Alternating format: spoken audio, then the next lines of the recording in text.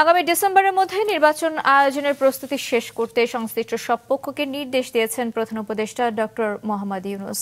রাতে foreign service একাডেমিতে এক সংবাদ সম্মেলনে এ কথা জানান প্রধান উপদেষ্টার প্রেস সচিব শফিকুল আলম। বলেন, সংস্কার সহ সব প্রস্তুতি শেষ হলে রোজার আগেই নির্বাচন হতে পারে। বিপ্লব আহসানের রিপোর্ট। ত্রয়োদশ জাতীয় সংসদ নির্বাচন আয়োজনের লক্ষ্যে বিকেলে রাষ্ট্রীয় অতিথি ভবন যমুনায় স্বরাষ্ট্র উপদেষ্টা, জাতীয় নিরাপত্তা উপদেষ্টা, পুলিশ প্রধান সহ আইন শৃঙ্খলা বাহিনীর ঊর্ধ্বতন কর্মকর্তাদের সাথে বিকেল ৫টা থেকে সন্ধ্যা ৭টা পর্যন্ত বৈঠক করেন প্রধান উপদেষ্টা ডক্টর মোহাম্মদ ইউনূস।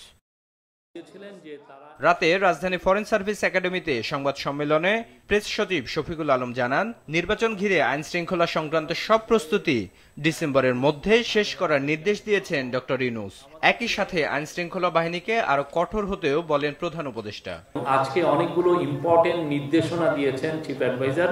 প্রথম নির্দেশনা ছিল যে আইন শৃঙ্খলা বিষয়ক যত প্রস্তুতি নির্বাচনকে ঘিরে সব প্রস্তুতি উনি নিতে বলেছেন বাই ডিসেম্বর। এই প্রস্তুতিগুলোর মধ্যে অনেকগুলো বিষয় আছে, যেমন আইন শৃঙ্খলা বাহিনীতে 17,000 নতুন member of security forces like police, BGB, coast guard নেওয়া হচ্ছে এই নির্বাচনকে সামনে রেখে।